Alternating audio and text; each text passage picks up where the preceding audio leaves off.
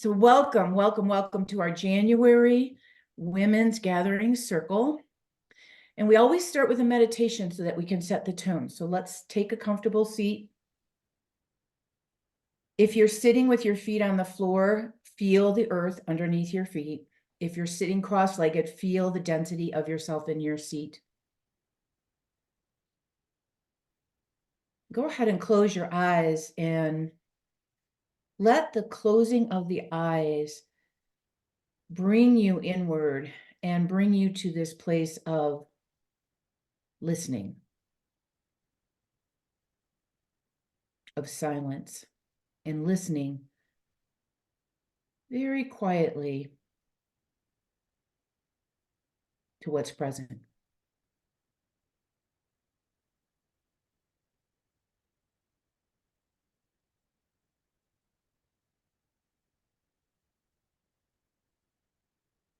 Welcome in. Welcome in the women in the circle. Welcome in the breath. Welcome in yourself with all her presence and beauty. Listen. Breathe. Watch and sense your body breathing.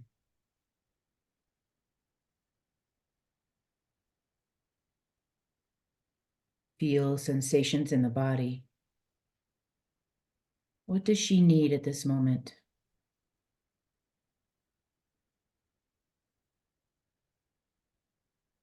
Watch the activity in the mind. Listen deeply to what she is trying to call attention to.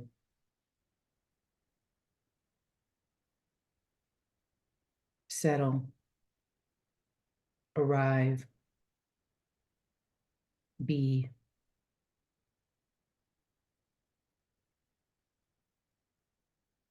As you sit in the circle,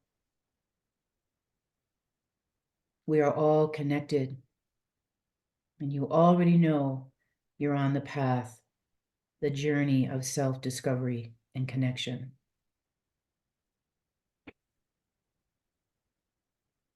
A transformation is occurring every moment. This community is your primary source of energy that can support us, connect us on a deep and profound level.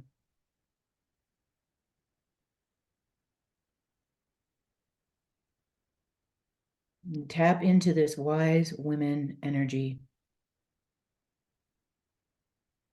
And as you sit, scan your body gently, lovingly. Become aware of what's present and what she needs at this moment in the circle today.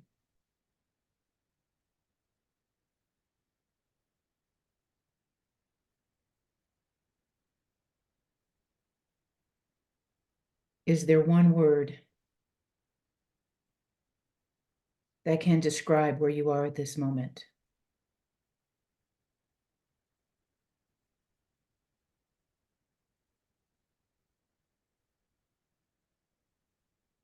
Take a nice deep breath. And then as you exhale, bring your hands together. And as you touch your palms together, can you make like a space between your hands and just touch the fingertips? And touch them as lightly as you can, connecting to each and every finger. Which finger has your most attention?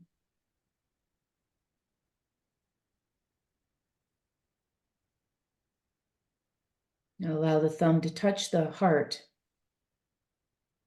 And as you do that, slide the finger or the nail of the thumb upward ever so slightly to allow the front of the body to float upward in this almost energetic expansion. Once that occurs, the shoulders will soften and the the head can bow. And closing the hands all the way, holding whatever it is that you need at this moment in the circle. Let the circle and the energy of the circle and the women in it support us on all levels. Take a breath. And then as you exhale, hands can release, eyes can open, and you can come back.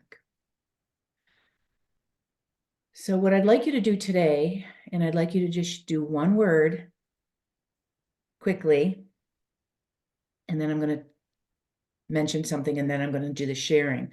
So did you have a word that came up for you as to where you are in this moment? And I can start because I'm working with co-creation and holding the circle. The word that came up for me was presence. Like just being fully present right here, right now. Does anybody else want to share their word if it came up? Just unmute yourself and share. Peaceful. Peaceful.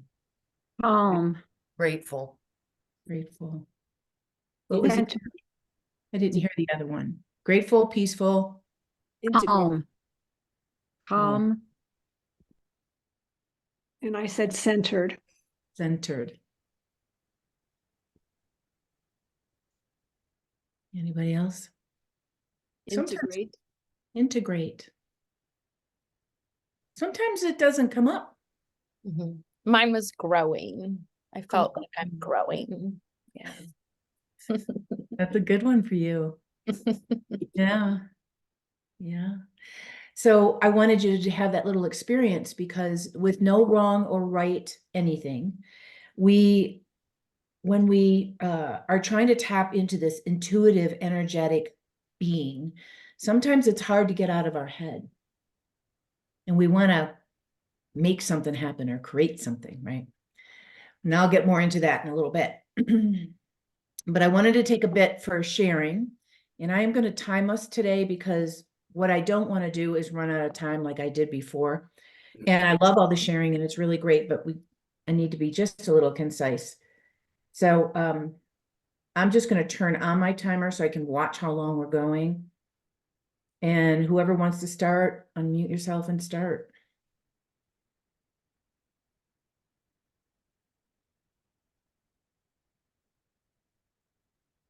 Anybody? What are we sharing? So Sort Sherry, of what's been going on currently. anything that's present. So Sherry, for all of you that didn't come on when I was saying who Sherry was, Sherry is a woman that I met last April at my Santa Fe yoga retreat. She came with our good friend Carolyn, and she's been wanting to join the circle all along, but of course November and December are super busy. So here she is, Sharon, the magnificent beauty that she is. And you can share whatever is on your mind. Some of the prompts we have are, how are you at this moment? How were your holidays? Did you set intentions for your holidays? And if there's anything you want or need from this circle, that's kind of the generalized idea. I'm happy the holidays were over, honestly, and looking forward to the new year. I did less this year for the holidays than I ever have. For the first time in my whole life, I did not have a Christmas tree in my house during the holidays. Okay, that was a huge break for me. And I did it because we weren't having any company. So I thought, what is the point? It's just my husband and I, and it was really freeing. Like I didn't think I was going to be able to live through, not holding up those traditions and unpacking all the boxes and doing all the things. And I actually survived it and enjoyed it. So I was glad that the holidays were over. Looking forward to the new year. I've made resolutions, per se in the past.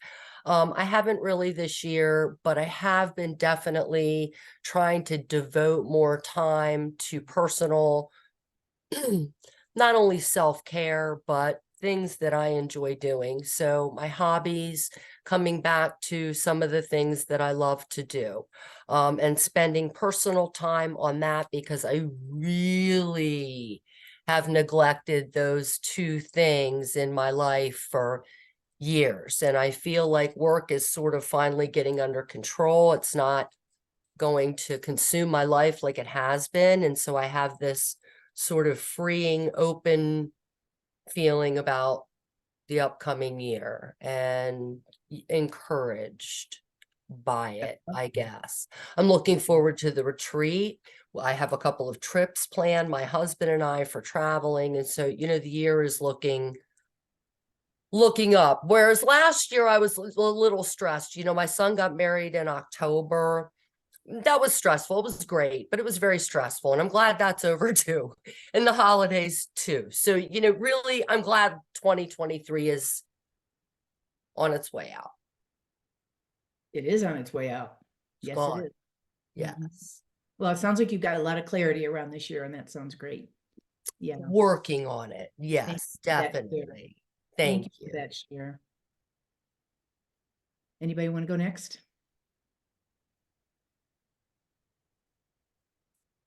Well, the two Sharons raised their hands, so Sharon N, go ahead. Well, so the word that came up for me was to recommit to the intentions that we came up with at the beginning of the first session. And, you know, I had decided to take care of a bunch of just healthcare maintenance, because we're going to be traveling next month, and I felt like I need to do that, and I had not done it for a few years because I was taking care of my mother, and so right away things got hectic, as they do, and then, you know, I felt myself getting pulled off and in a tizzy, and so I was just remembering that I was doing those things to take care of myself. They were self-care, and even though they get, you know, it gets to be sometimes overwhelming, I was glad I did it, but to remember to settle in and to continue on with a pace that is aligned with me. And, you know, I got some vaccinations, and that always throws you off. It's always a good reminder when you don't feel well, for when you do feel well, you're like, well, I'm grateful for that, because now I remember how when you don't feel good, you can't function very well. And so it really just a recommitment and gratefulness that I took care of a lot of things, but that not to overwhelm myself right off the bat, right first thing in the year, which when you're planning a trip, it's easy to do. You can start and you know, so anyhow, that was my word, and that's my feeling, and I'm glad that we had this third session. Yeah. Well, again, there's a lot of times in coming into a new year, we get clarity. And one of the things I'm going to talk about today is how we're human, and we'll take some steps forward, but then we'll also take some steps back, because we live in this kind of push-pull world. And that's actually how we learn and grow. I mean, if you made a decision and it just manifested itself instantly, there wouldn't be any like understanding about what you did and how and all that. So I'm right there with you, Sharon. So thanks for sharing. Sharon, thanks for sharing. Okay, Sharon Cooper, do you want to go next? I saw you raise your hand earlier. Oh no, I was just trying to get my internet back, and I moved rooms, so I didn't mean to raise my hand, but I'm not going to say a lot. I've been very distracted and with work and kind of not quite where you all are, so I don't want to bring the mood down. So I'm just going to kind of listen and try to exist and get through the next few weeks. Can I speak to that for a minute? You mind if I speak to that, Sharon? So part of the vision of the circle is to show up exactly as we are. And sometimes it's not great. Sometimes it's a shit show. And if we're just pretending to sort of show up in a certain way, I don't think the circle will have the glue. It won't have this juiciness. Do you understand what I'm saying? So if stuff is there for you, Sharon, and you want to bring it up because you've got the support of these women here, feel free. You don't have to. I don't want to put you on the spot, but I also want you to know that if you're going through a challenging time, it might be really great to have these women sort of on your back. So Yeah, I don't know if you can hear me because it looks like you're all frozen. But yeah, I can hear you. I don't have anything else I want to say. Okay. Okay. Yeah. Yeah. Thanks. Good. You're welcome. And I was saying that to everybody, you know. I had a class not too long ago, and it was right after I went to see my sister, and it was like a regular yoga class. And one of the women asked me how my sister was, and I said she's doing better, and thanks for asking. And out of nowhere, I said, it just never feels like it's enough. Like I just never feel like I do enough for her. And then I started to cry right there in front of everybody. And it took a minute. It took me a minute to get over that. And that was real. It was authentic. It took me by surprise. But that's what was present for me. So I hope that we can all do that on some level, because we are co-creating the circle. Whether you stay with it and continue, or whether this is your last time, it doesn't matter. We've been here now. So it's kind of like what we know we can't not know.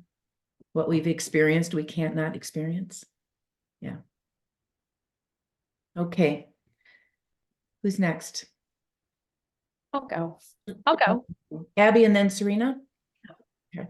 I know like the last time we got together, I was a little distracted at the beginning because my mom had gotten to my house and my brother was here. So just to kind of, not that everybody's wondering what's happening in my life, but just to kind of fill you in. So long story short, my mother actually on Tuesday is going to have a 4-vessel bypass surgery with an aneurysm repair. We've been in the hospital since last Tuesday, stable enough to come home for the weekend for several reasons. One, she is pretty stable. And 2, I'm a registered nurse, and her cardiologist felt that she was in pretty good hands to come home. So with all of that, surprisingly, the holidays, my mother's health, and we brought her here. It's not like she's local. So all that disruption, my own business, which I'm in health and wellness, and January is very busy with New Year's resolutions.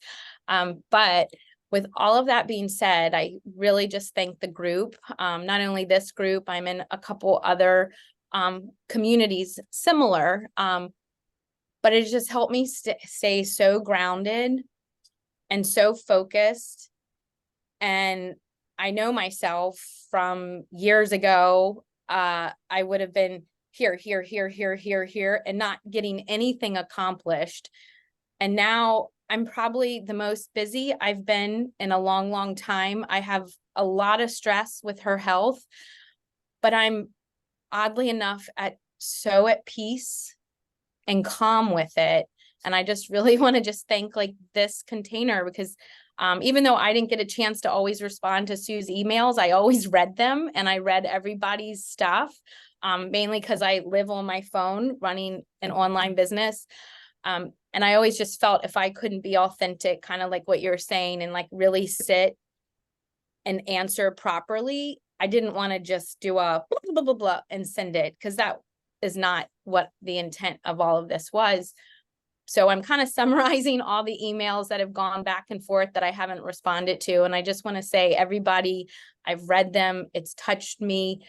It's helped listening to everybody's story. And Sue, I'm just so thankful for connecting with you and being part of this group for the past 3 months. So thank you guys. Yeah.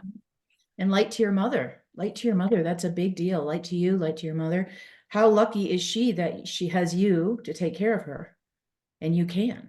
That's quite amazing, you know, and go ahead. No, I actually thought about this today.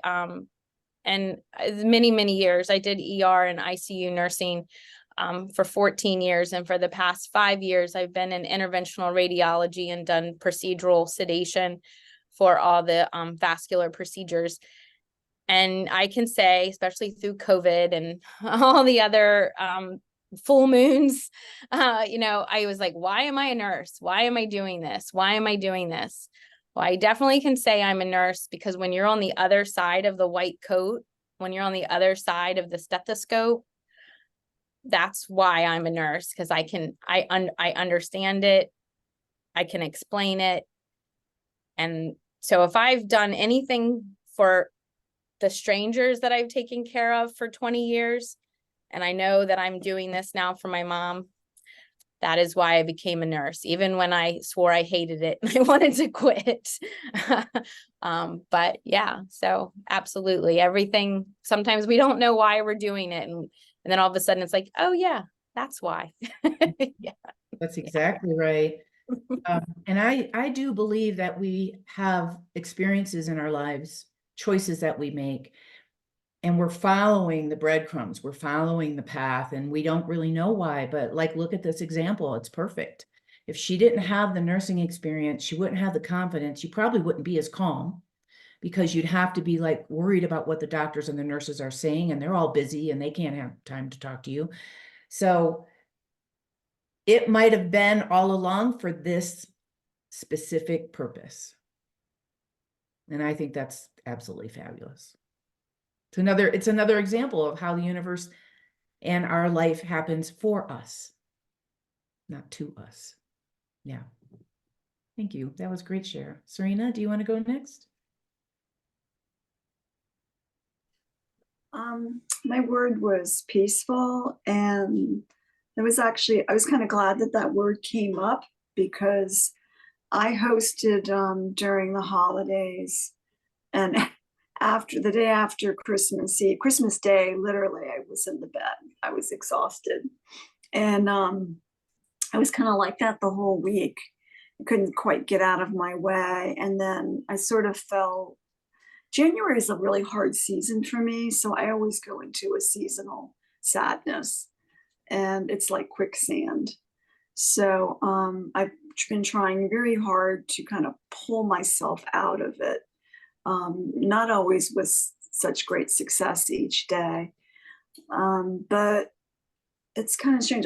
Friday I started my colored pencil drawing class, and then I did your yoga yesterday, Sue, and I was supposed to go to a play today because I double booked, and but something kept pulling me, and I felt like I really needed to be here instead. So I'm glad that I came, and I'm glad that the word peaceful came up, because that's means there's a transitioning going, and I'm coming out of that funk, and I'm starting to come up with my energy. Mm-hmm. Yeah. Yeah. And I'm really glad that you listened to that little voice, that little intuition, because a lot of times we push it off to the side. Mm-hmm. So so that was great. That was great. Mm-hmm. Thank you for sharing. Mm-hmm.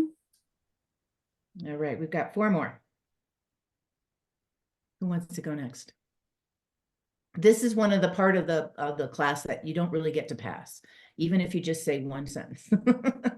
I want to hear your voice. I want you to show up all the way. I'll go. It's Jess.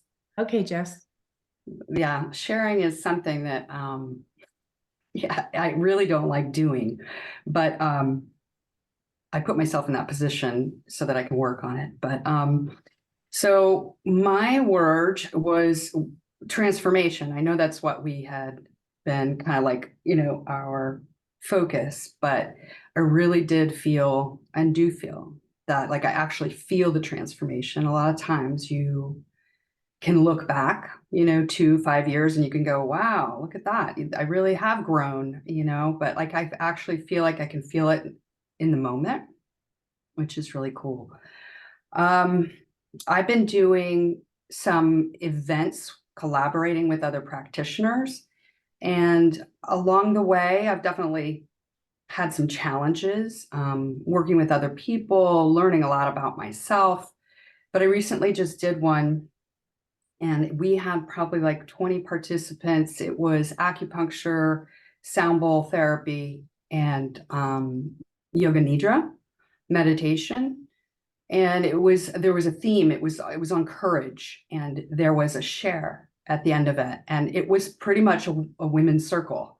And that was really hard for me to share, but like I was able to be vulnerable and share and realize you just don't know what's going on with people.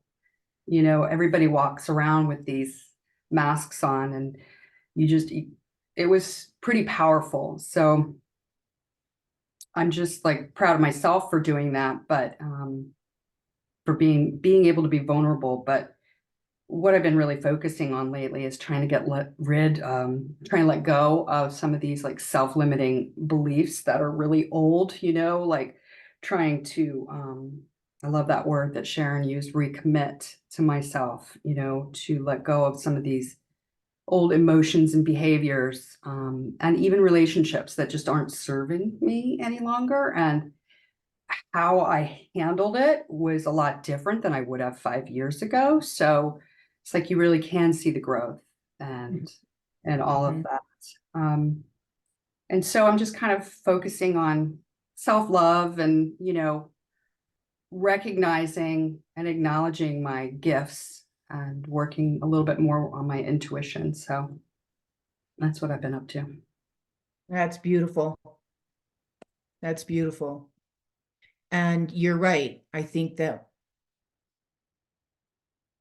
when you go through changes, transformations, experiences, you can look back and see the growth, because you wouldn't be here otherwise. You wouldn't be doing these events with these women. I know this one event you're talking about, and it looked fabulous. It was on Facebook.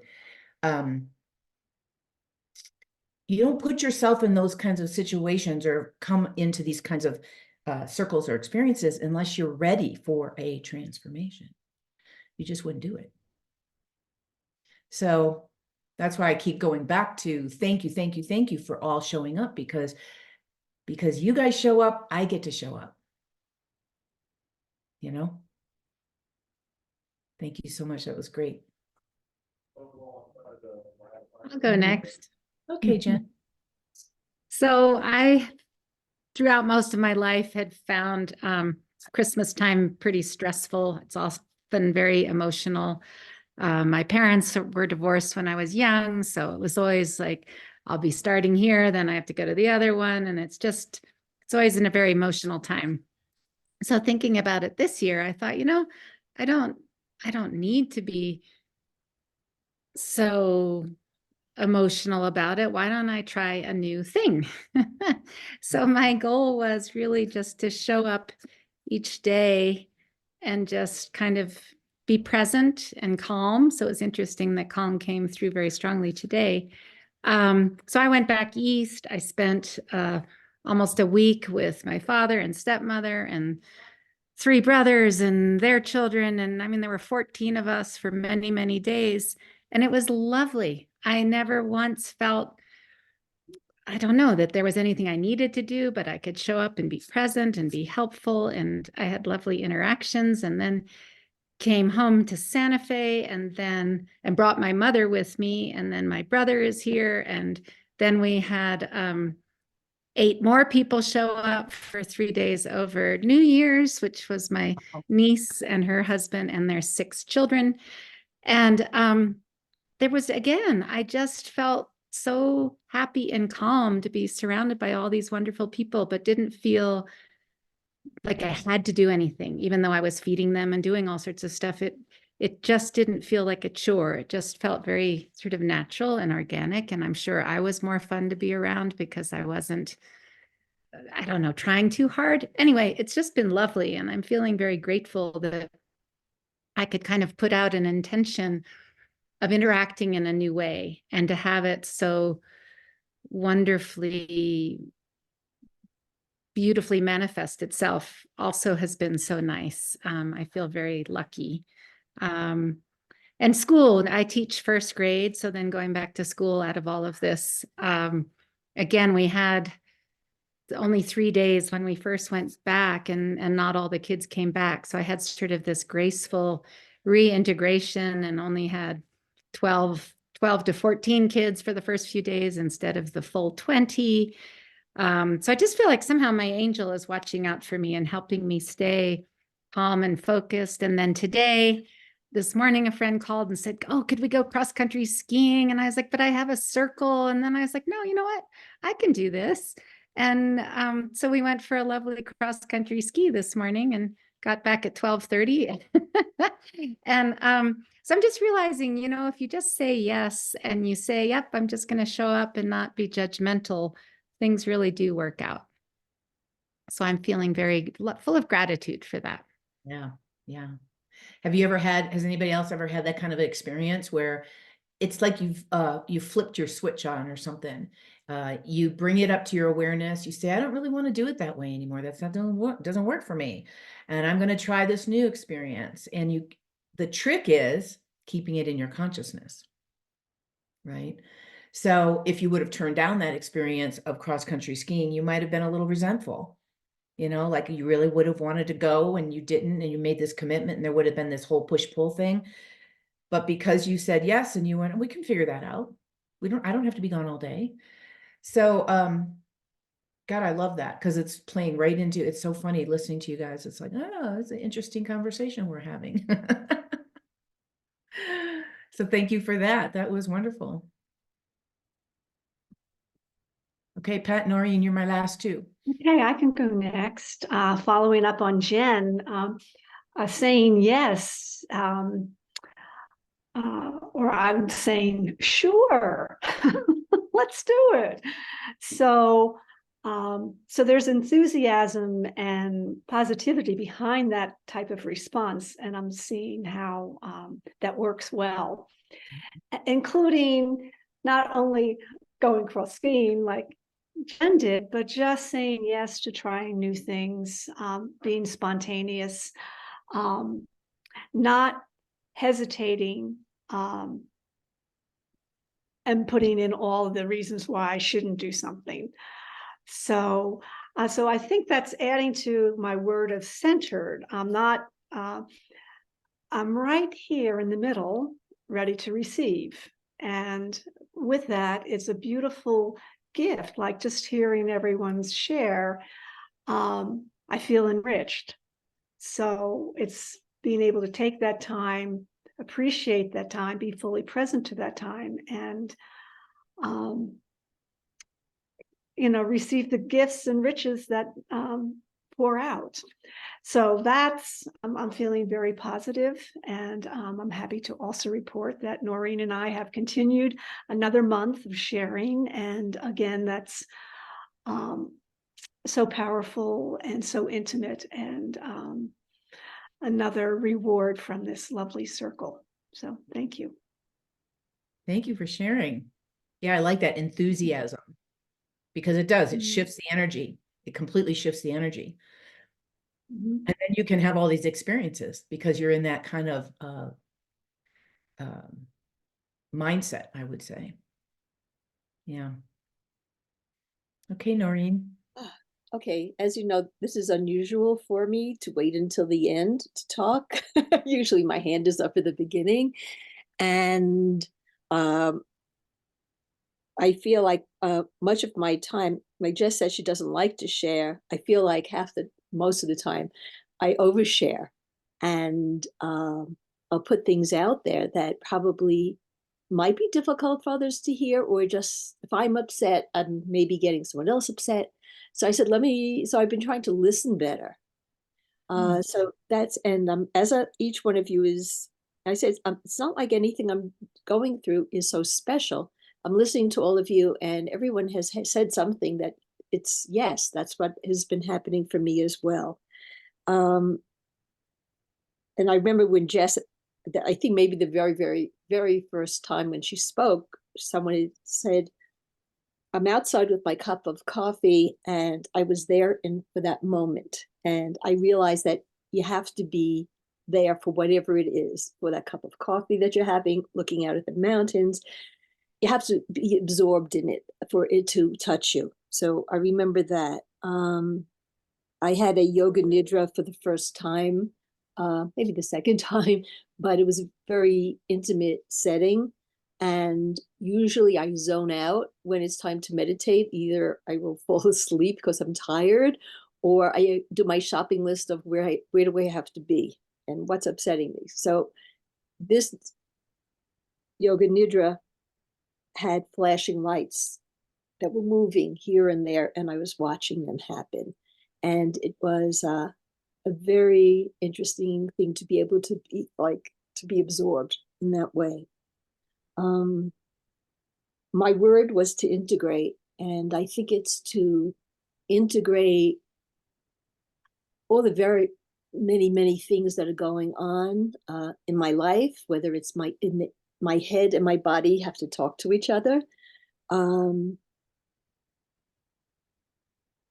For not the first time in my life, but I feel like everyone has been celebrating Christmas, and I'm Jewish, and I've never, that's not, to me, it's a calm rest. I get to go to someone's house, and eat food and the rest. So it's a very calming thing. And I go home, I'm not like flooded with people.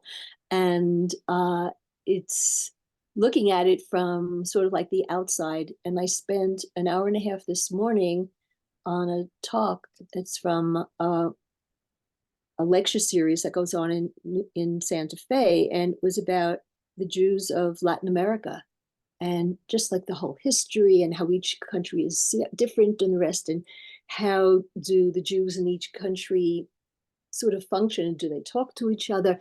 And so I had like maybe 35 minutes to make a transition from a very, very heavy conversation to being ready for here. And so I'm always trying to integrate the different parts of my life and how do they talk to each other.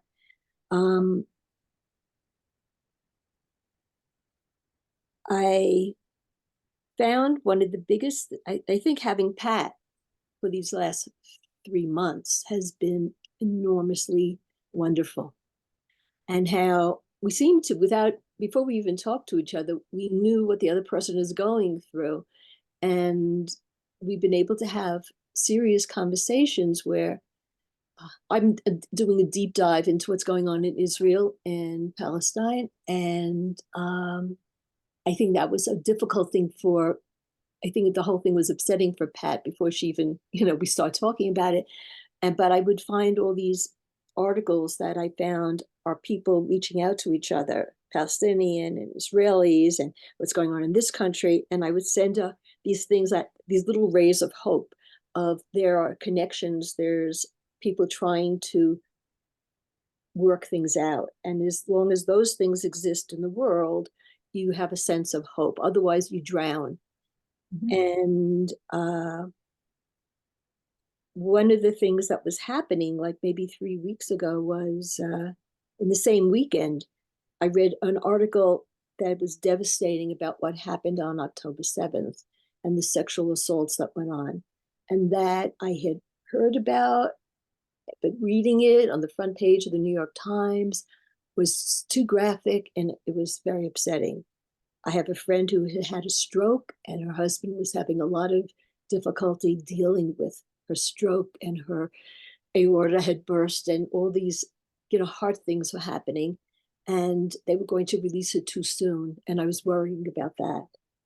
And then there was a third thing, a friend whose daughter I know since she's 3 years old was having an extremely difficult pregnancy, and they were inducing labor, and they were worried about preeclampsia and diabetic gestational diabetes, and the baby and her. She'd been in and out of the ER, and it was 3 days before she finally did a C-section. The baby's delivered. So that entire weekend, I just worried, and I just did that deep dive that someone else said that happens. And I spoke to someone who I've been he had a stroke 3 years ago, and he's doing an incredible job of I contacted him. I said, get in touch with Tom. and they're connecting. And I told him how everything is, you're just weighing me down. And he said, you have to pull back. You have to not, I always have like the worst case scenario thing of what's going to happen in each of these cases. And he said, don't do that. Not until it happens. Don't worry about it. Don't think the worst. And then someone talked about you turn a switch. I turned a switch and I said, I'm not going to do that because it just takes you down deeper. And just by that removing myself just a little bit, it worked. And we have a neighbor who, during New Year's Day, a neighbor and I pulled together 3 families that are new to the block and integrate them with the people at our end that are here longer. And one of the families I had been avoiding getting involved in, the wife has stage 4 cancer. And one of the other people, she couldn't come to the gathering for all the reasons. She couldn't be around a lot of people. And one of the neighbors formed a group of us to support the family. And so I said, okay, how will I support the family? I'll make soup, and I'll bring it over. And husband said, she'd like to meet you. And I said, okay. But I like, what the hell are we going to talk about? What will we say? I had gone through my friend's death from ovarian cancer. And that final week I was there, the hospital, before the hospital. And I said, what are we going to talk about? Am I just going to stare at her? And I went over, I heated up the soup, and we talked for 2 hours, and we laughed, and she talked about how they met each other and how I met David, and we laughed, and we talked about how we both only read recipes halfway through and then, go, oh, I'm missing this. Oh, it takes 3 days to marinate. And we just laughed. And I looked at her as a human being, as a person. She's Jane. She's not cancer victim whose, time is perhaps limited. And so I was only able to do that by confronting my fear of, why will I want to become friends with someone who's going to die? Mm. And I said, instead, I look at her as someone I'm going to learn to very much like, and maybe I'll probably miss her. And I said, if you don't confront the things that are difficult, and you just make yourself almost the victim of what's going on in their lives, then you can't help. So yeah, I think that's so powerful, Noreen. And what I heard you say was many things that everybody else said. Mm-hmm. And you are a connector, and you are an integrator, and you are a very feeling person. And the fact that you said yes to that situation, and that you had an understanding of, you have a fear of being in relationship with somebody who's going to die and putting yourself in that difficult situation. I think that's a profound thing for you to really notice about yourself, because you have a lot to offer, as we all do. And you just don't know. You have no idea how that's going to turn out unless you say yes. So thank you so much for sharing all of that. Sounds like you're really integrating a lot of pieces, and that's a good word for you, integration. So as I was listening to everybody, I was writing things down. I wasn't like doodling or anything. I was like writing things down, because I like to make sure that I hear and I can actually like respond later if I send out an email. It sounds like all of you are moving through the new year with a lot of consciousness. And one of the questions I had for you today, but I already know the answer, is, do you make New Year's resolutions? Anybody make New Year's resolutions? Yeah, see, I knew that's what you were all going to say based on what you all talked about. Because we're always going through a time of transformation. Just because you go from one date to another date, it doesn't change anything. We're always ebbing and flowing with the energy that we're in and the experiences that we are brought to. And one of the things that I find to be really important is that when, and a lot of you said it, you turned a switch and you made a decision, and it wasn't about, I'm in a bad place and I want to fix myself. Those are New Year's resolutions nonsense. Like, I'm too heavy, I want to lose weight, or I drink too much, I need to drink less. I mean, those are all good things. They're not bad things, but there's a meaning behind it, and it's a lower energy meaning of, I'm not very good, I'm not very healthy, I don't love myself enough. So you're kind of in a bad place and you're trying to move forward. And just like I said in the beginning, we always ebb and flow. We have these awarenesses. We have this day and we go, oh my God, look at how wonderful that day was, or that experience. I want more of that. And I heard something this last month, a woman was talking and she said, have you ever had the experience of envy or jealousy of someone else? Like, oh, they have the better job, or they have more money, or they have the life that I want. You ever have those experiences? And then you get a little bit like, I don't like that person. I don't really want to be around them because they have something you don't. But what if you said, that looks amazing, that person looks amazing, that whatever experience looks amazing, I want more of that. And you start to actually take your energy and move toward that. And women, unfortunately, can be sort of not so nice to each other when they come up to another woman that's got more, or what they perceive to have as more. You know, I know Abby's building a business, and you know, I do the same thing. And so like, if you have a group that shows up and maybe you have 5, and then somebody else has a group that maybe has 50, you'd be like, oh, that person's doing so much better than I am. Who says? Who says? So we are given, I believe, what we can handle energetically, what the universe is helping us move forward with in what we can handle. And it might be little tiny or might be great big. Don't know. Don't know. Yes, Abby.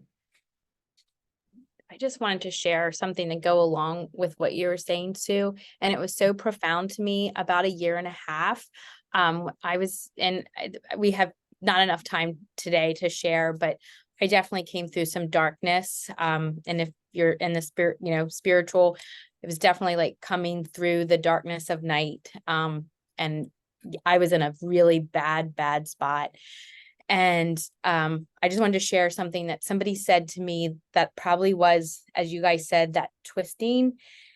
And the thought was, stop trying to move away from something you don't like, kind of what Sue's saying, and just move towards something you want. Because the more you put out in the universe that you don't want to be here in this weird way, it keeps drawing you back there, because all your energy is saying, I don't like it. And even though you're saying, I don't like it, that's where you're focusing your energy. That's exactly right. And that was my spot. That's where it changed for me. And yeah, that's so great. I love that. And because we all hear different things at different times. I mean, sometimes I hear something 100 times and then somebody says it a different way and I'm like, oh, I get that. And so if Sherry, we've had this theme in this winter session of transformation, and what it is that we can do as humans to help us on the path of transformation. Not that we're trying to be better or that we are bad and we're moving towards good, but growth, expansion, enthusiasm. You guys said a lot of those words, clarity. We're moving towards that kind of energetic level. And we all do our practices, right? We all make choices every single day. So are we moving and taking practices that help us move towards that transformation? Or are we making choices that move us away? Chris and I talk about this a lot in Ayurveda, because what you do every single day matters. And I'll use Jen's example. We all heard it. She made a decision to say yes to the going on the cross-country skiing. And then she got to have yes, and she got to do both things because she didn't put herself in this limiting belief system. Somebody else talked about limiting beliefs, and that's a huge part of what can hold us back. We kind of get sucked into that a little bit more. And then there's that push-pull, like we have an experience, we like that better. So we're always moving in through this transformation, and we're always doing practices. It's just a matter of what kind of practices are you doing? Are you practicing to take you away from where you want, or you're practicing to take you toward where you want? And so when we move into the new year, I think without us even like coming into a mindset or a rigid belief system around, I want this year to be different, there is an energy, there's an actual energy in the atmosphere that's moving us along. And we all have agreed by not doing New Year's resolutions that they're not really helpful because they come from a place of lack and they come from a place of ego. And what is really helpful is a practice that we have in yoga called Sankulpa. Has anybody heard of this word, Sankulpa? Some of my students might have heard it. So Sankulpa is, the simple way to explain it is that it's coming from a deeper desire within your heart, within your deep, I'm going to call it a heart center, but it's even deeper than that. It's like your deeper knowing. Why are you here? What are you doing? How are you going to live your life as a human? Doesn't have anything to do with how big or how little you are, or what color your hair is, or how much money you make. Doesn't have anything to do with that. But what it does do is it helps us take a step or a pause so that we can actually show up with integration, show up with presence, show up with purpose. Because Dharma, it's all about living your Dharma. And a lot of people think, well, Dharma is, I don't know what my Dharma is. What's my Dharma? Well, if you look back over your life and you look back over the choices you've made, you probably have been living some of your Dharma, if not all of your Dharma, all along. You just didn't realize it. So I can use myself as an example. My entire working life, I've been a supporter of people's health and well-being on different levels. I didn't wake up one day and go, oh, my Dharma is to help others. I didn't do that. But when I look back, somebody said, when you look back, you can see the transformation. When you look back and you think, well, what path, what breadcrumbs was I following throughout my entire life to bring me to this moment, to bring my awareness and my consciousness and I'd like to say a little bit of a higher evolution here. I could have made a lot of other choices and I didn't do them. Or if I did do them, I pivoted. I ended up going, yeah, I don't want to do that. And pivoted. So I think I've been following my Dharma and my Sankalpa all along. It just wasn't really conscious. It wasn't like fully conscious. And I kind of get goosebumps around that. Yes, Jess, did you want to say something? What's the definition of Sankulpa? San, S-A-N-K-A-L-P-A, Sankulpa. What's the definition of it? You said, Oh, I'm sorry, what the definition is? It's really about coming from a deep resolve or a deep intuitive purpose that you want to live your life by. It's kind of like your oath, if you will. The word Sankalpa actually relates to resolve. So if I were to say, I'm going to resolve myself from trying, remember the trying trap, ladies? She hadn't heard the trying trap game of making my life happen the way I want. Not going to work because I'm trying too hard. I'm in this energy of doing and making it happen and hard. That's patriarchal not helping us. One of the things that I think is so important for us to hear over and over and over again is women have superpowers. The two most obvious are our intuition and our emotions. We're pretty tuned in to those two things. But what has the world taught us? Don't listen to the intuition, doesn't know anything, you can't trust it, and your emotions just you don't have no control over anything if you're just emotional, right? So, but these are superpowers we have. They really are. And if we go into that kind of like mindset in that heartfelt place, and we don't think about what our heartfelt resolve is, or our dharma, or our sankalpa, but we feel it, we'll be moving in the right direction. Is a Sankulpa, to explain the difference between that and your dharma, and is it something that you sort of declare, or is it something that is already within you that you're discovering? I think it's all of that. Okay. So the dharma is kind of your life purpose. Okay. Many of us we get sidetracked with our life purpose. Like I could say that I was a caretaker my whole life, and that would be my dharma. No, it isn't. Not my dharma. But I was put in situations where I could grow and learn and help others in this way of health and healing and mindset and spirituality and all the things. Then you bring it to your consciousness so that you have a path, so that you have something to fall back on. I have like zillions of pages of notes here. I do this every single time, and I can't possibly tell you everything that there is. But one of my teachers who does yoga nidra trainings, he talks about how a sankalpa or a resolve is a practice of remembering. So if we go back to our daily practices and you say to yourself, pretend, I want my sankalpa, I believe my sankalpa to be, I am a more compassionate and kind human. Notice I don't say, I want more compassion in my life, because that's saying I don't have it and it's over here. I'm actually saying it in the present tense.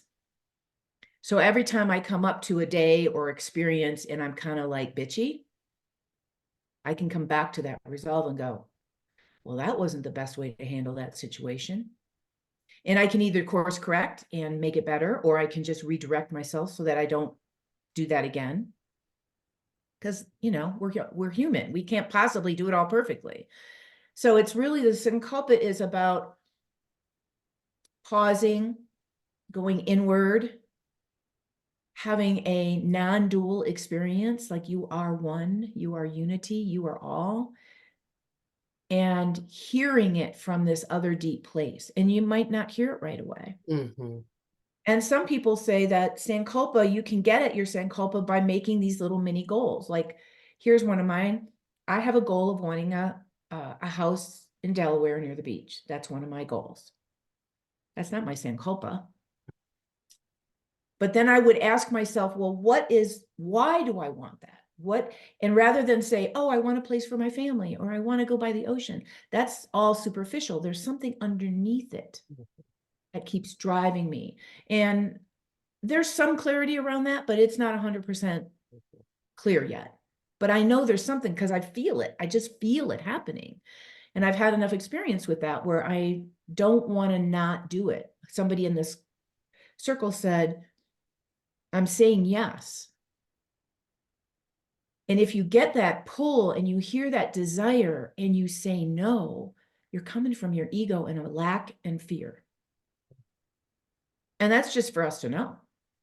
It's not bad or good or anything, because we have all these layers within us that we have to work with. So I've worked with Sankulpa probably ever since I've been a yoga teacher, and I've done enough work around this where what happens is it ebbs and flows. Just like if you were making a goal, you know, it's never going to be the same goal. You're going to have different goals based on things that happen. But eventually you get to this like deeper essence of who you are and how you want to move into your work and move into your relationships and move into making money. It's all the things. And if you don't have that anchor, I'll call it an anchor, you can get pulled off center pretty easy. Don't you think? Yes, Noreen. If I felt like I could take 30 seconds more from when I spoke before, what I wanted to say, because we were talking about Sankulpa and Dharma, the way I reach it for myself is I'm a writer, and I've never said that publicly. But it's something that I've always wanted to be. And I said, well, what's the point of what I'm writing? You know, who wants to hear it? What will I do with it? But it is my way of, what I realize is Pat and I will do something and I'll write, something happens and I write about it. And it's not until I get to the end of it, 3 pages, 4 pages later, that I realize that it crystallizes what it is that's gone on and what has happened and what was important. And so for me, writing is the essence of everything. And so I'm saying that out loud. Yay, I love that. Yay. Yeah, and so us saying culpa, yeah, what do? We do the hearts, right? We do the things, the emojis on the screen. Another way to think about it in my notes is that it's a connection to your higher truth. Like what you know is true for you.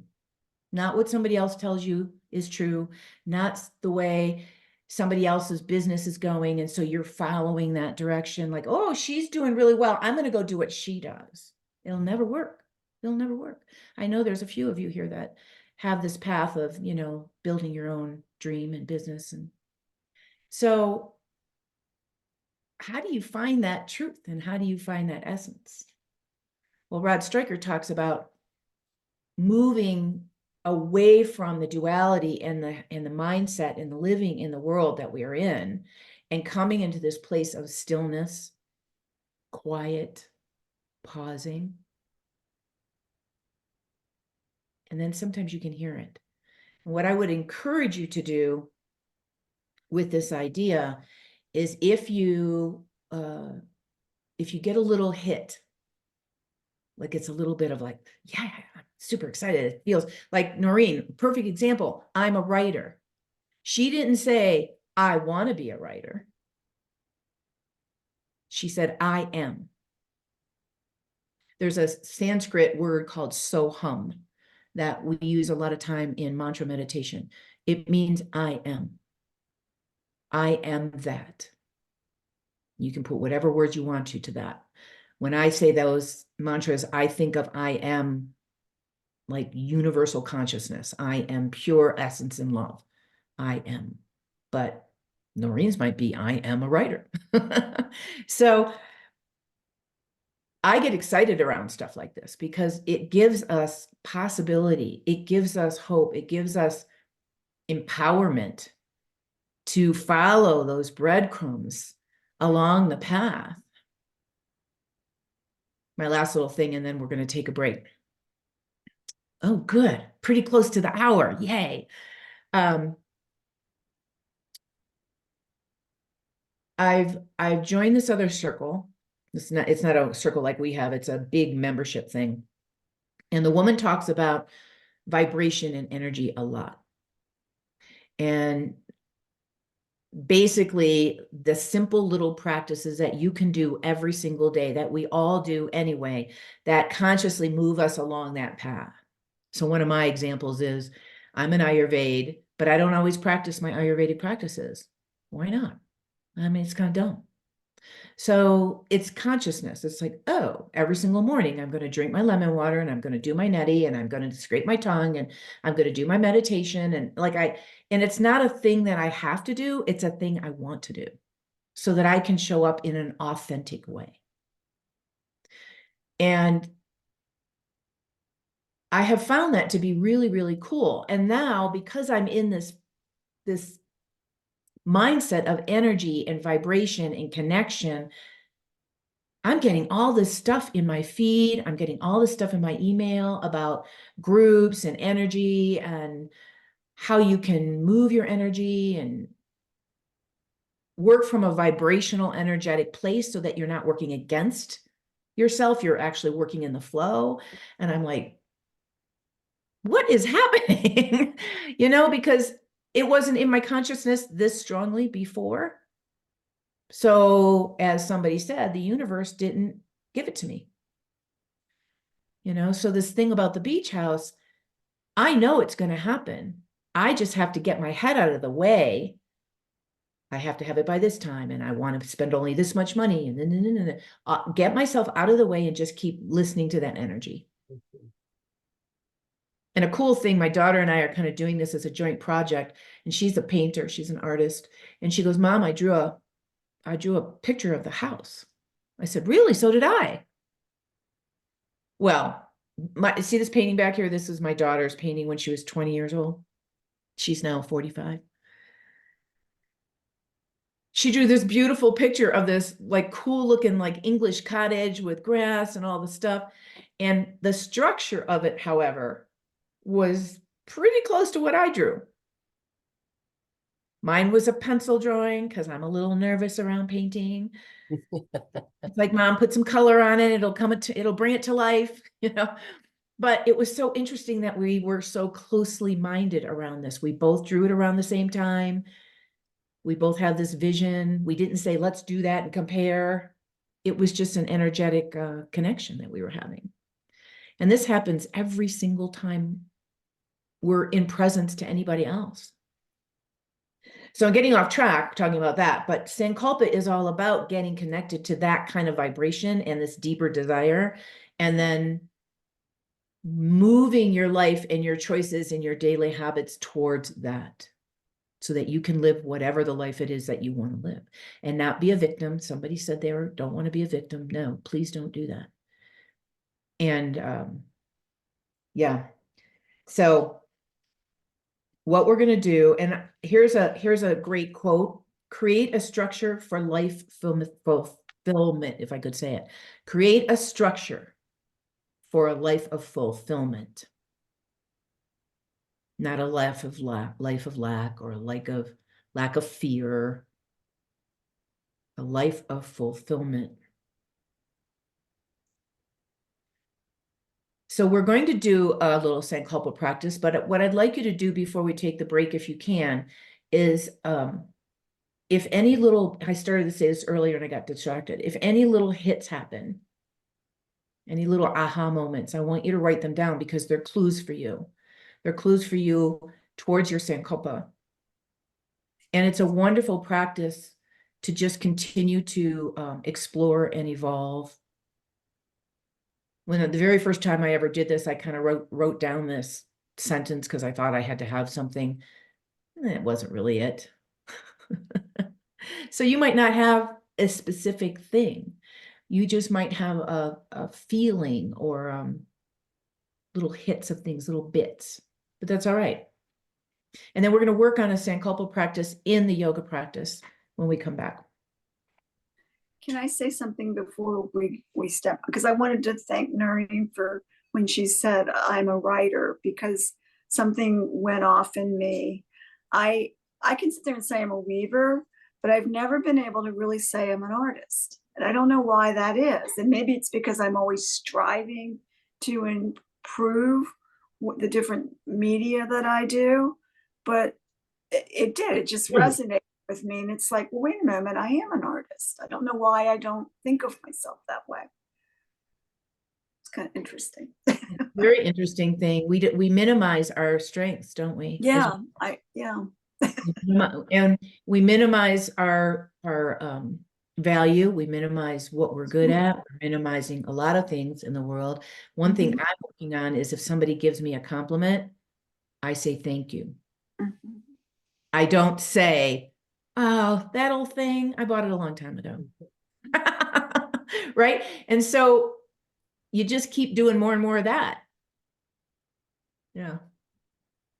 Anybody else want to say anything before we take a break? Quickly, I will add the same thing. I paint. See, I can't say I'm a painter. I am a painter, I suppose, for myself. I'm a painter. I paint. I like watercolors. I like to draw. I'm getting into drawing people. I used to love art. I used to make art a lot. I got away from it a lot. And I guess that's what I'm meant when I said, in the beginning, this year I feel a real pull to spend time the way I'm being pulled to spend it, as opposed to busying myself with all of my to-dos, because I'm a very sort of type A person in that way. And I have all of my to-do lists and they can get me off track.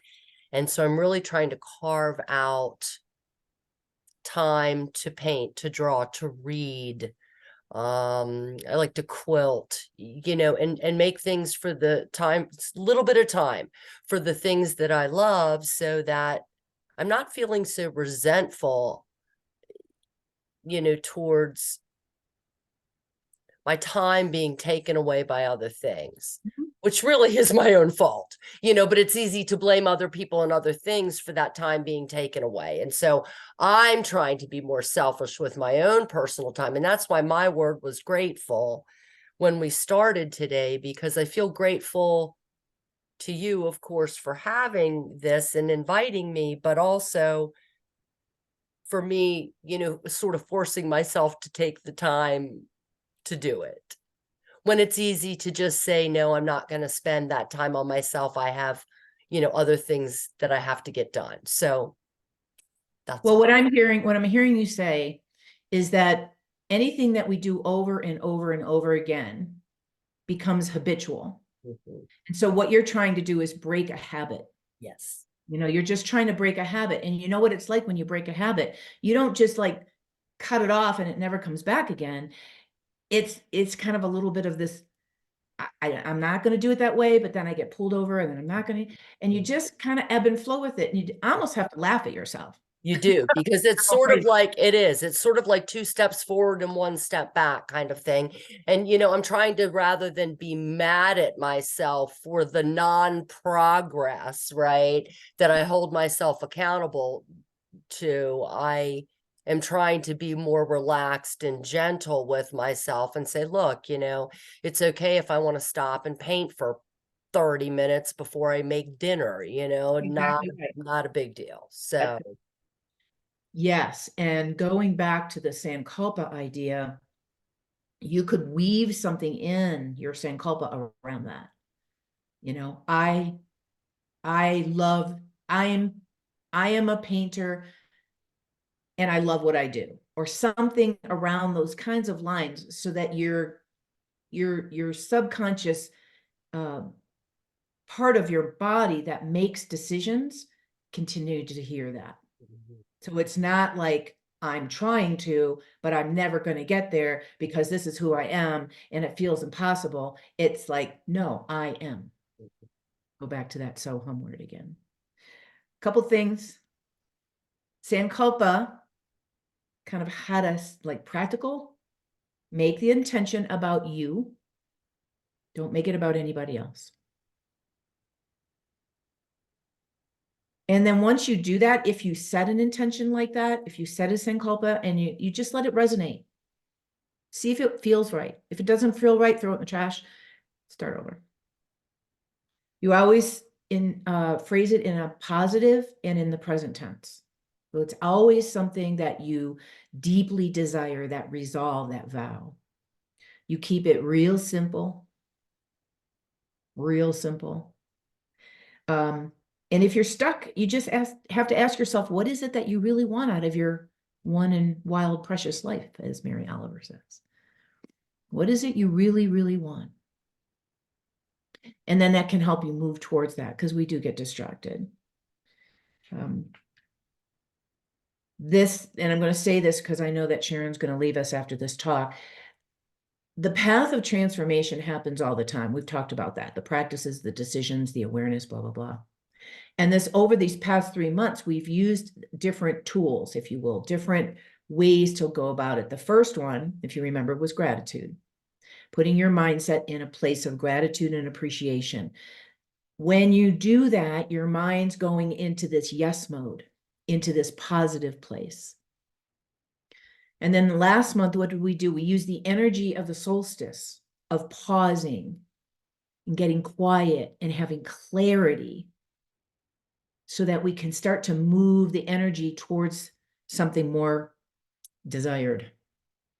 And now this month, we're taking that kind of idea and we're moving it into a actual practice and something sort of tangible that you can hold on to and take with you, whether you come back for our next circle or not. It's something that you, again, you're experiencing, you can't not experience.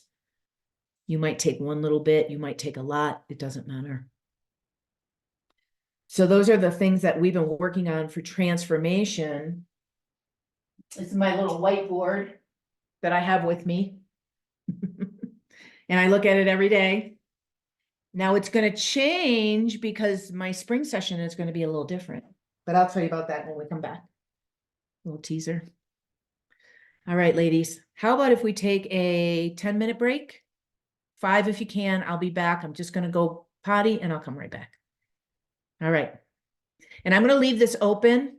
I'm not going to shut it down.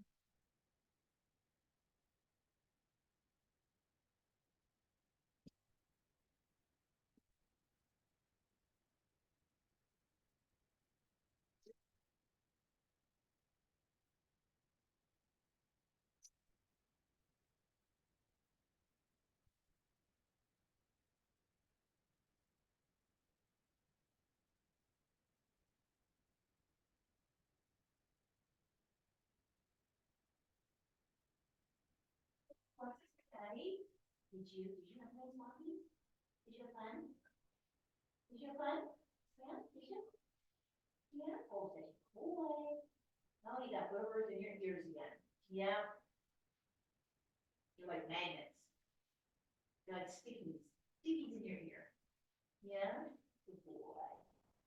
Yeah, we love you. Mhm.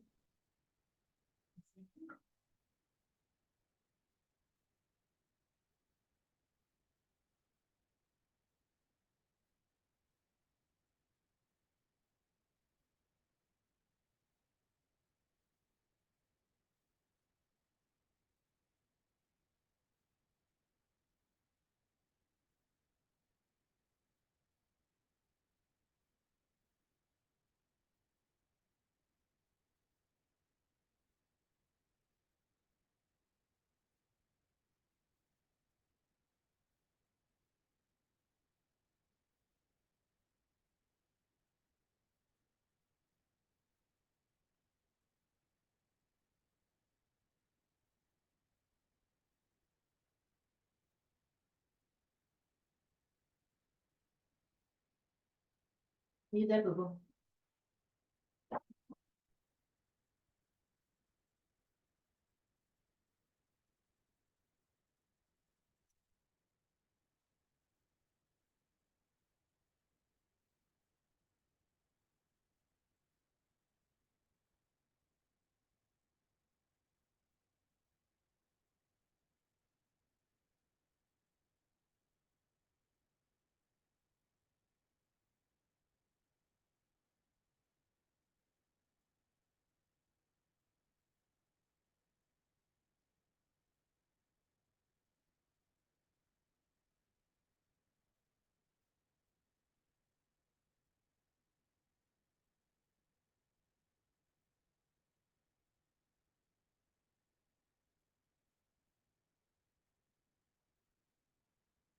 Yeah, get out of there.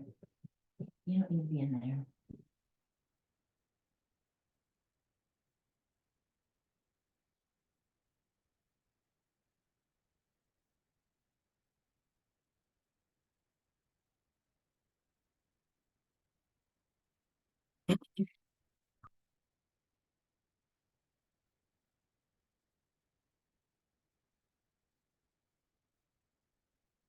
Sure.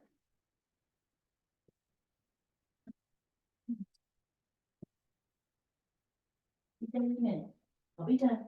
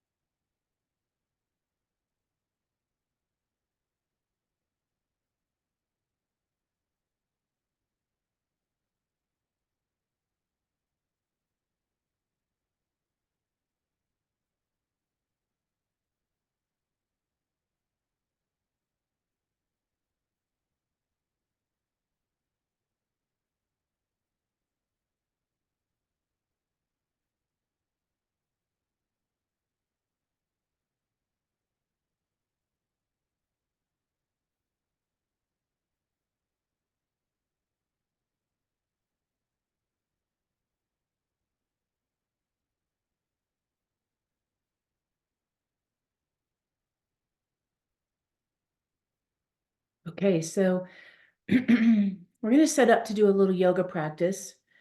And then we're going to set up, I'm going to lead you through a short meditation that can kind of anchor in what we've been talking about.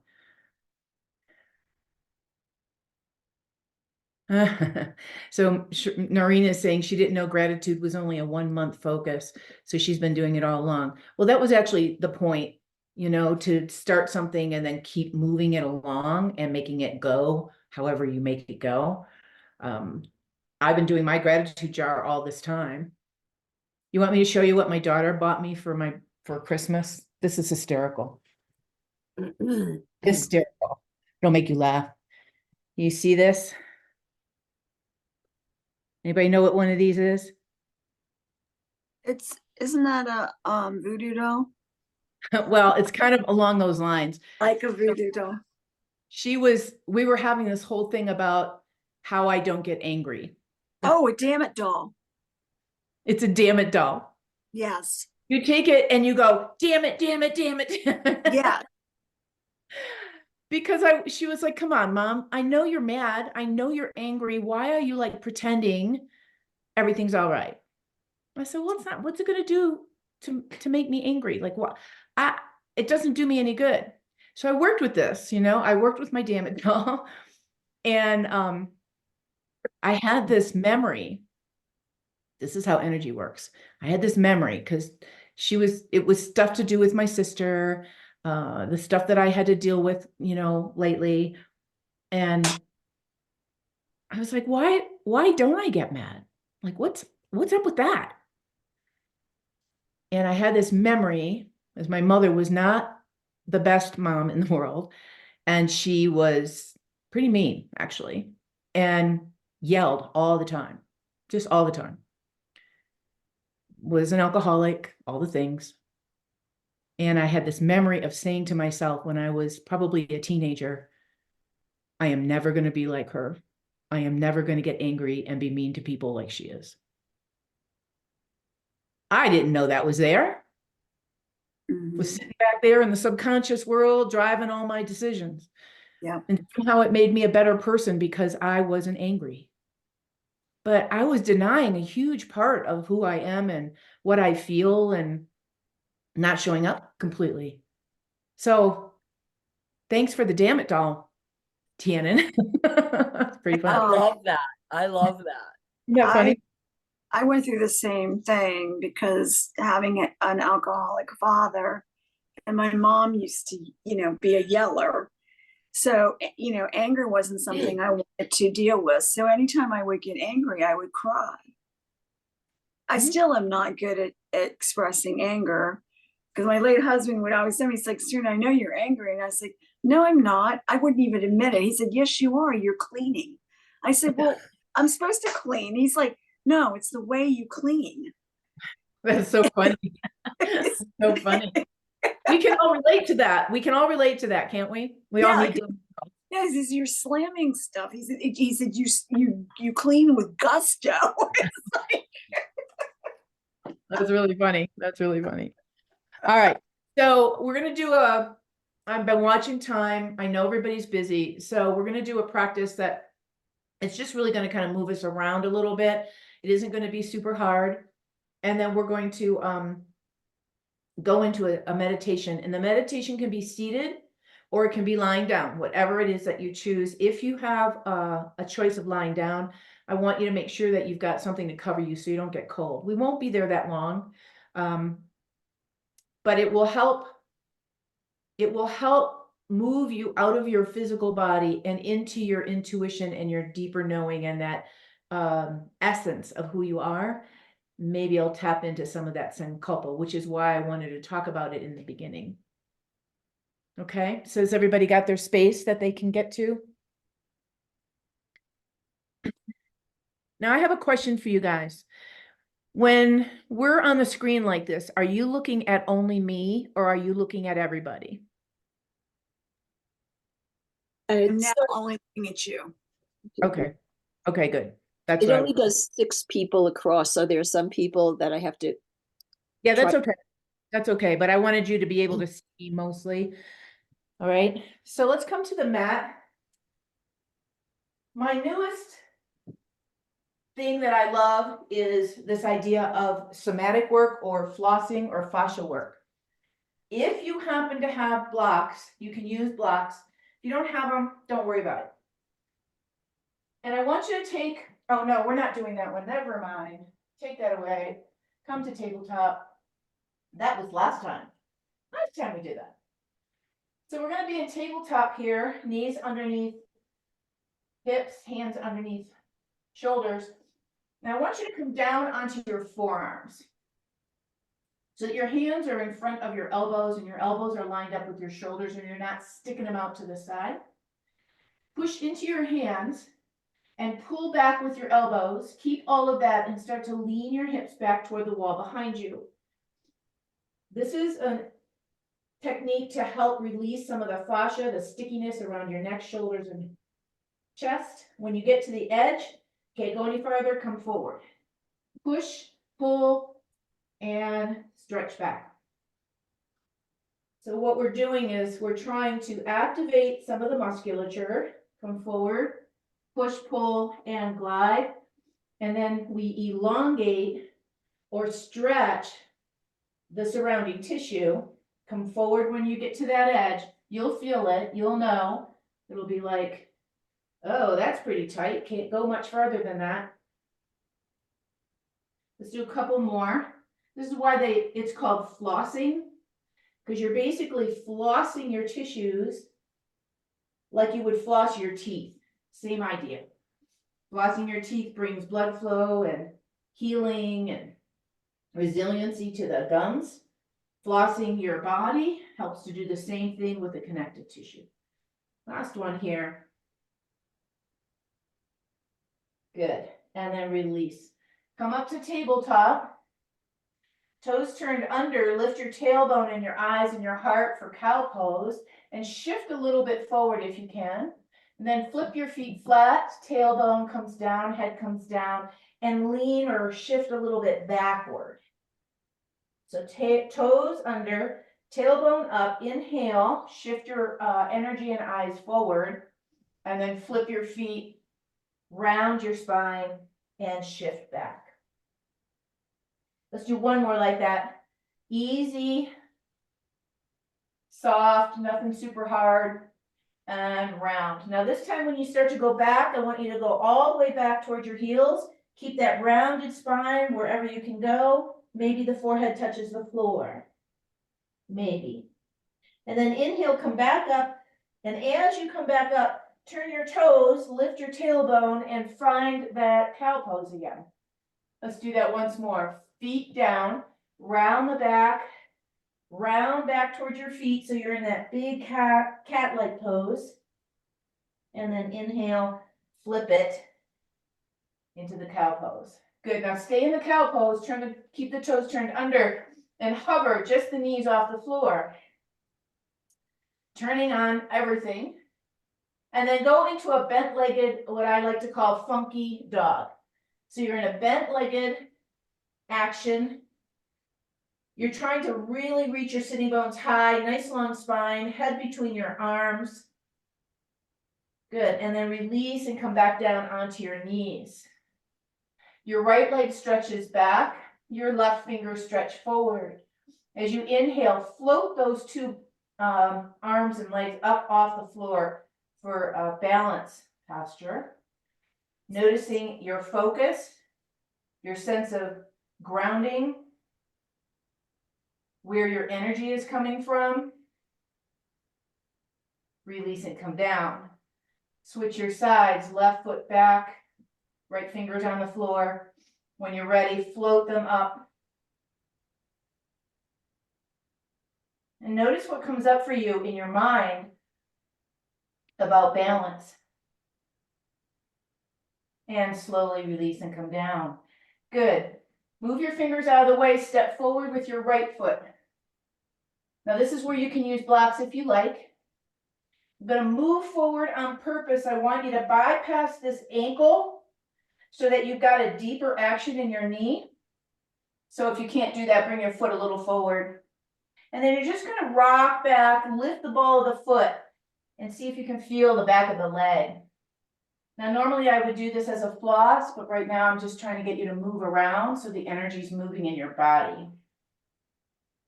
I don't want you to feel sticky. Good. So can you feel your two endpoints? Right? I can feel what's stopping me here, and then I can also feel what's stopping me back here. Find your knee right over your ankle, turn your back toes under, lift your back knee, put your right hand on your right thigh if you've got your right foot in front, left hand on left thigh if your left leg's in front, and turn toward the right, belly button turns. Take a breath here, and if you can, arm goes high. That tucks to your shoulder, arm stays down. Good. Take a breath. Exhale, release, and calm down. Step back, find your downward facing dog. Now this time your downward facing dog can be whatever you like it to be. It can be bent knees, it can be straight legs.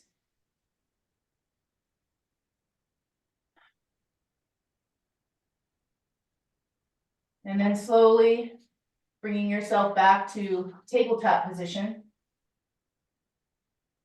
We'll find our balance again here. So this time, left foot goes back, right fingers come forward, and you're gonna lift. Now see if you can stay balanced. Exhale, bring your elbow and your knee together like they're gonna touch. And then inhale, stretch away. Think of your cat pose when you're rounding your body, and cow pose when you're stretching away. One more time. Touch. And stretch. Good, release. Switch your legs, switch your arms, fingertips start on the floor, toes start on the floor. Inhale, float. So you've got that balance piece. Now try to move it. Exhale, rounding back. Inhale, reaching forward. Can you get your spine to move around? One more time. Under. And reach. Good, and release. Bring your knees a little bit wider apart, toes together, bring your hips back towards your heels. Walk your arms out in front of you. So you're doing an extended child's pose. Let your head drift down. Maybe it'll touch the floor, maybe it won't. Try to keep your arms straight. Take a breath here.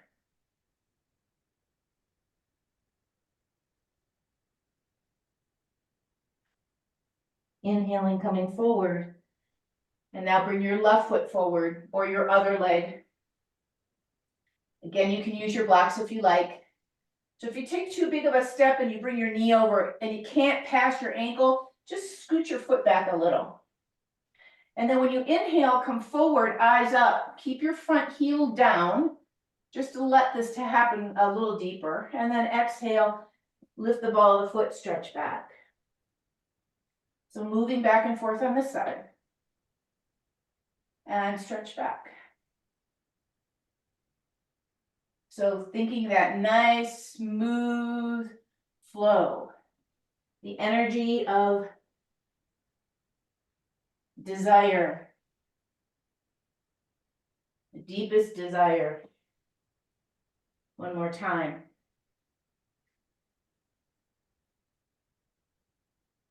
And then finding your knee right over your front ankle. Hand on your left thigh, turn your toes under, lift your knee off the floor, and then turn towards that side. So you're twisting your body. Maybe the arm comes to the sky, maybe it doesn't. Either way, as you exhale, belly button to spine, rotate torso. On your next exhale, fingers come to the floor, step forward this time. And we're in a forward fold. Inhale, come halfway up so that your body looks like a 90-degree angle. And then exhale, fold down, soften your knees. Inhale, halfway up. Exhale, down. Now sit back into a little chair. And then take your arms out to the side as you push upward, come all the way to standing. Palms come together. Can you look up, press through your feet, lift up, get longer. Exhale, fold. Good. Step back onto your knees or feet for plank pose. Nothing hard, so if this is too hard for you, knees come down. I don't want you to overwork. Take a breath, and then knees touch the floor, everybody. Let go of your toes. Start to let your pubic bone drift towards the front of the mat, and at the same time, pull with your hands like you're trying to slide them backwards. Heart comes up. Press through your toenails. Exhale, lower yourself to the mat, forehead touches. As you inhale, lift your head and shoulders and your right leg. Exhale, lower yourself back down. Inhale, lifting the other leg and lower down. So we're going to do that one more time. If you feel like you can't move very well, just put your elbows on the floor and you'll be a little bit lower to the floor.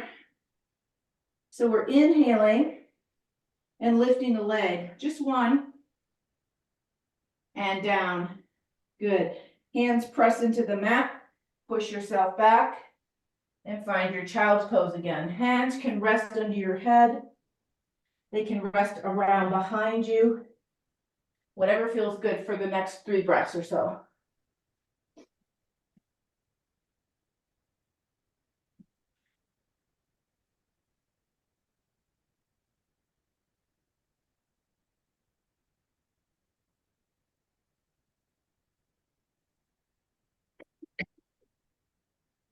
All right, I see a message from Jen, so she's going to catch us later. All right. So I want you to turn over now on your back. And once you're on your back, bend your knees and bring your hands right by your side body. I want you to push into your feet and lift your hips. And as you do, take your arms up over your head.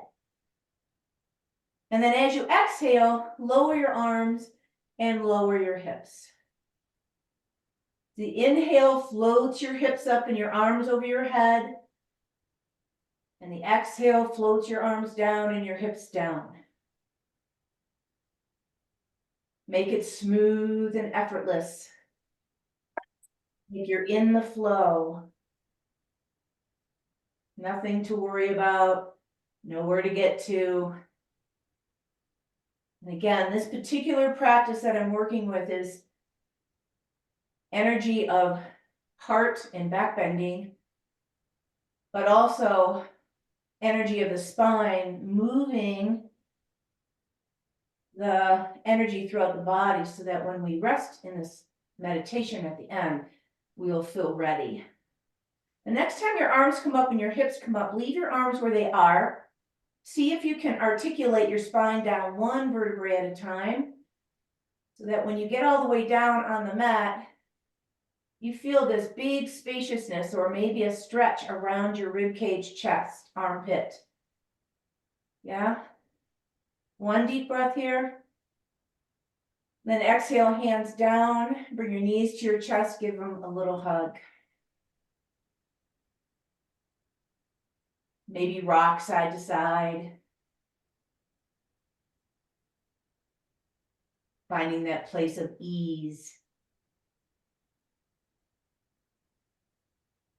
All right, here's where you're going to make your decision. You're either going to lie down on your back, cover yourself up with a blanket, because this is a lead visualization. It's a lead practice, so you don't have to see anything. Or you can sit. I'm going to sit and get closer to you.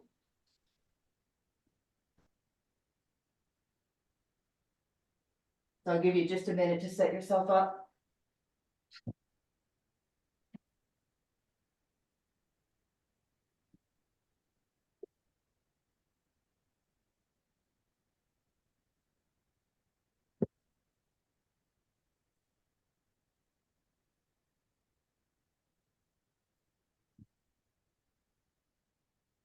And once you're settled,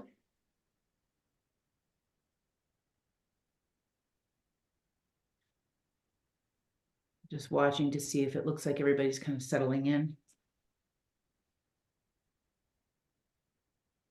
Again, if you're lying down, make sure you are warm.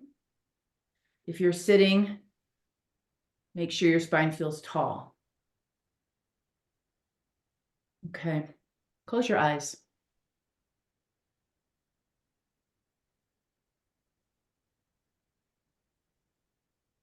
As I bring your awareness to different points in the body, all I want you to do is bring your focus to that point. I'm going to move fairly quickly so that you don't get lost and start to float away. And the intention of this meditation is to help build a focus and a one-pointedness. So take a breath, settle in, feel quiet, still.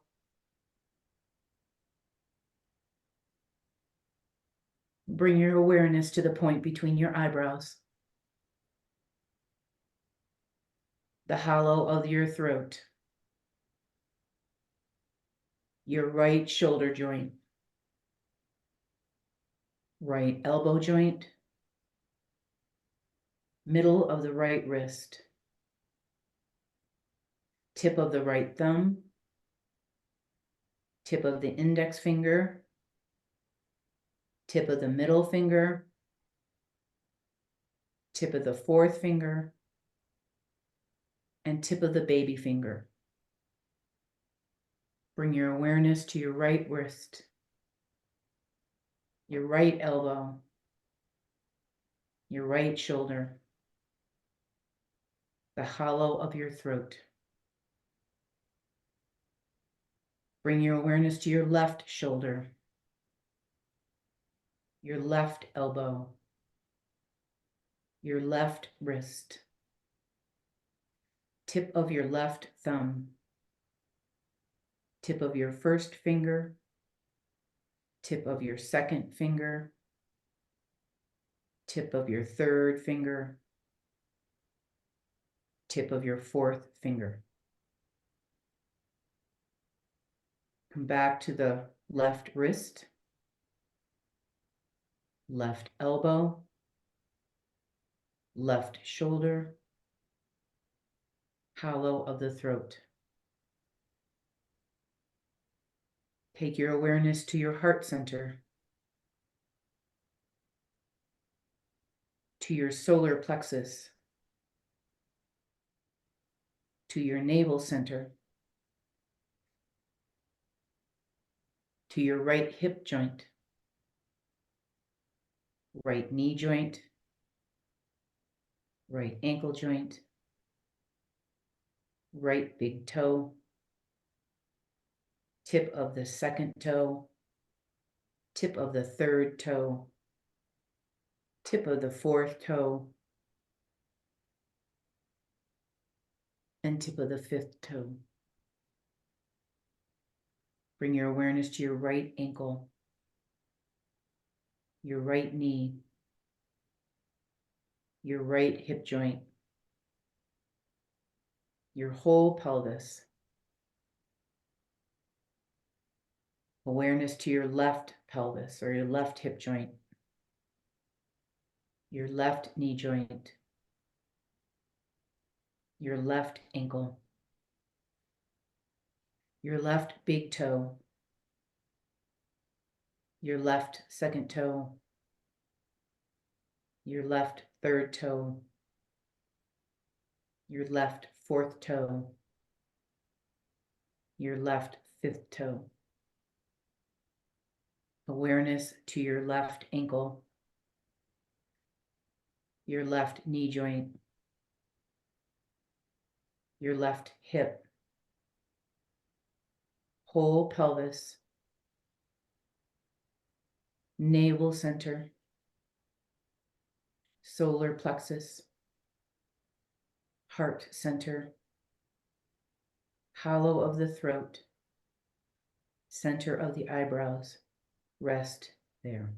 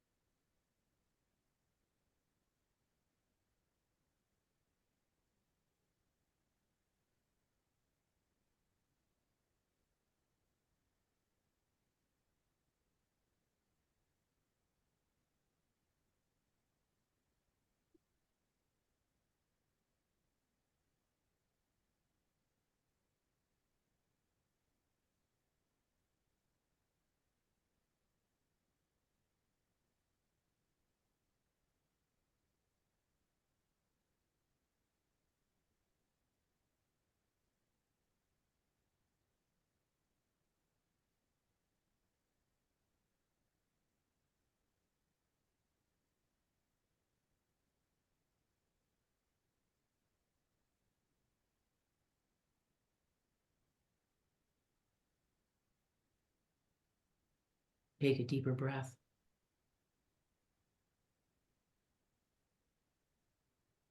And slowly starting to stretch and move and bring yourself back to your body.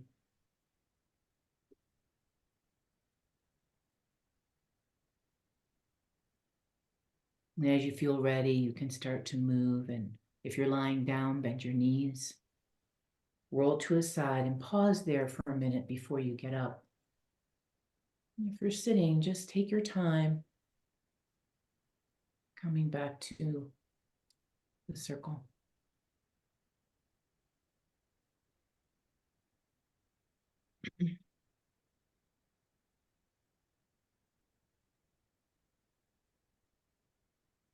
So before we start our final goodbye, I want you to go back in this mindset that you're in this place that you're in. I want you to jot down, if you have a piece of paper, anything that might have come to you during that quiet, during that time. Like what's present for you right now.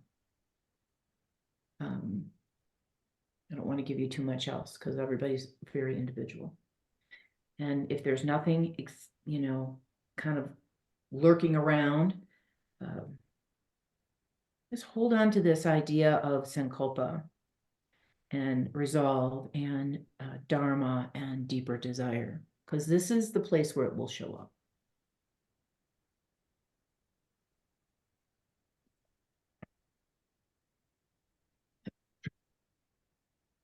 This particular practice we just did is called 61-point meditation, and it's part of a bigger yoga nidra practice. So who was saying, Jess was saying that she did a yoga nidra. It is a one-pointed focus. It helps us to really hone that skill. It works really well on the pranic and field and on the meridians. And it helps our attention to come inward. And so if you find that during this month, you're having trouble, when I send you the recording, I'll send you the timestamp as to when you can start here. So you don't have to listen to the whole thing. You can just go here and practice. Okay.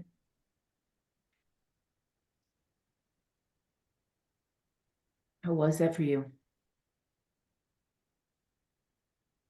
I think you're no stranger to meditations and things. So It was really good for me. It was very peaceful. I think I feel a renewed sense of commitment to myself, honestly. I'm like, why am I not doing this more often? I need to do this more often.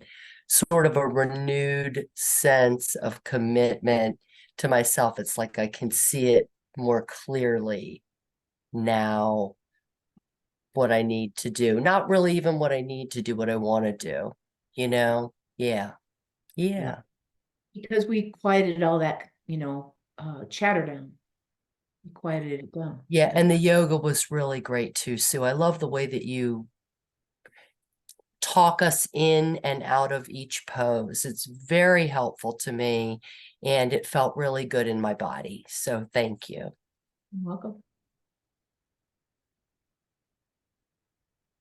Anybody else want to share any insight, thoughts before I move on? Well, you can just jump in at any time if you want to. I don't think I know yet whether I'm meditating or dreaming. I was very conscious of you when you interrupted and said, okay, but I lost whatever I was in. I was in a dream, and I don't remember the dream at all. It was almost like I was startled out of it. So I'm still working with what does meditation feel like. Yeah, well, if you're curious, not that I'm on here for self-promotion, but Chris and I are going to do a meditation masterclass in a couple weeks. We're calling it Meditation, What Is It Really?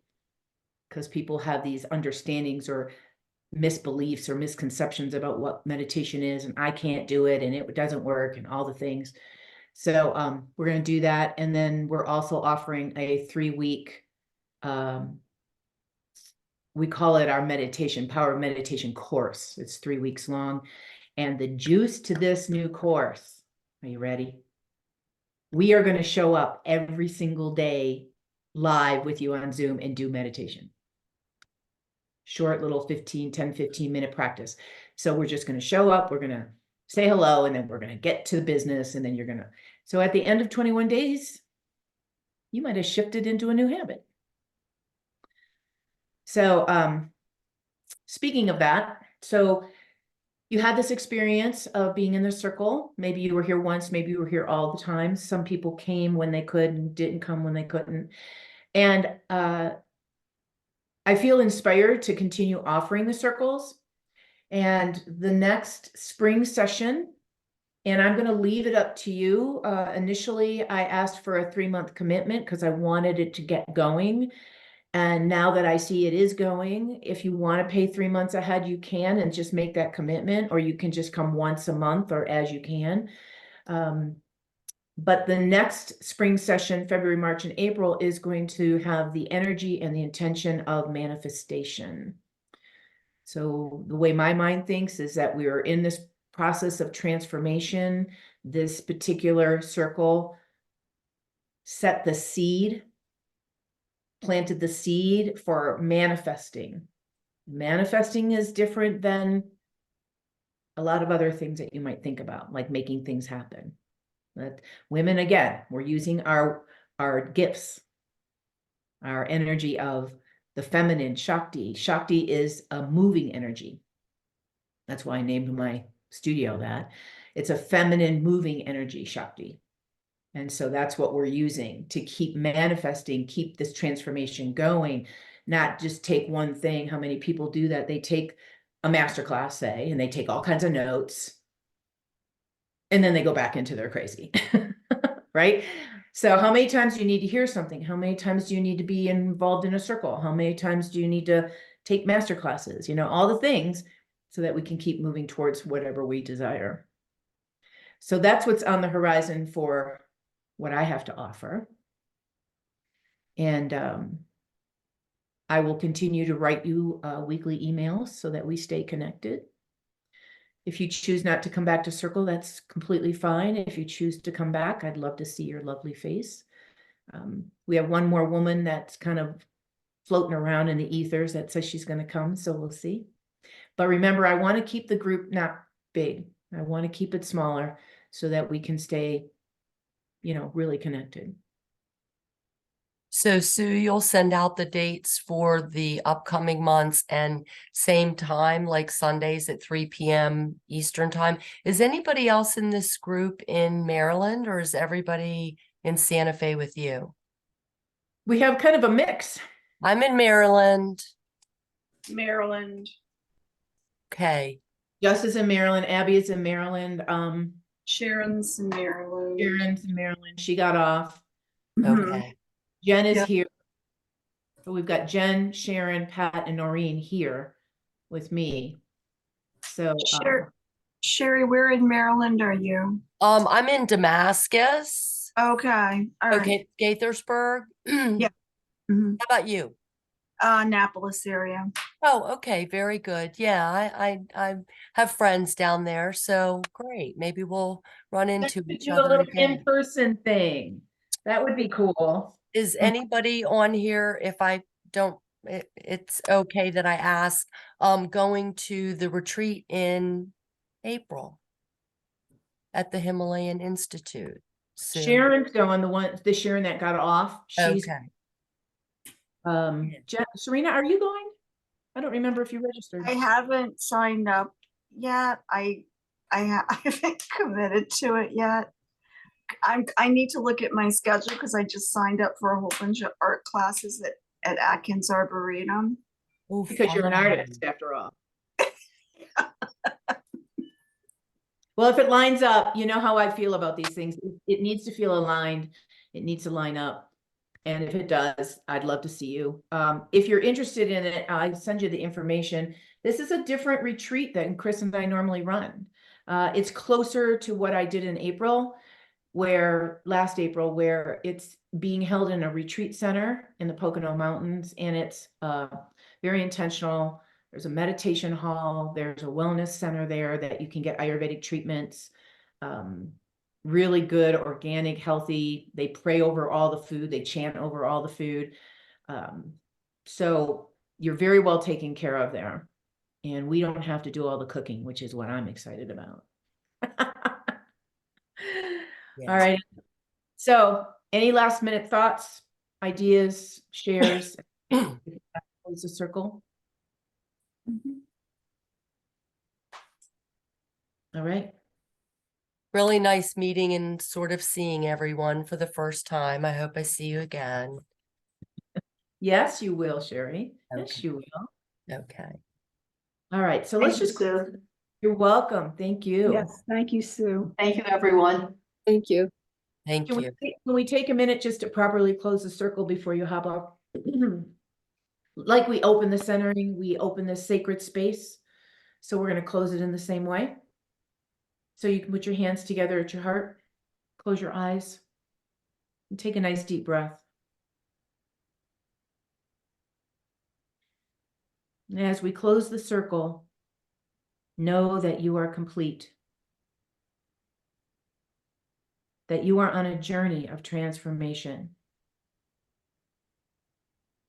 The connection is still there, even when we close the circle and go on with our lives. So the mantra is, may the circle be ended, but unbroken. Namaste. Namaste. May the circle be ended, but unbroken, no matter where we are. Yeah. It was lovely.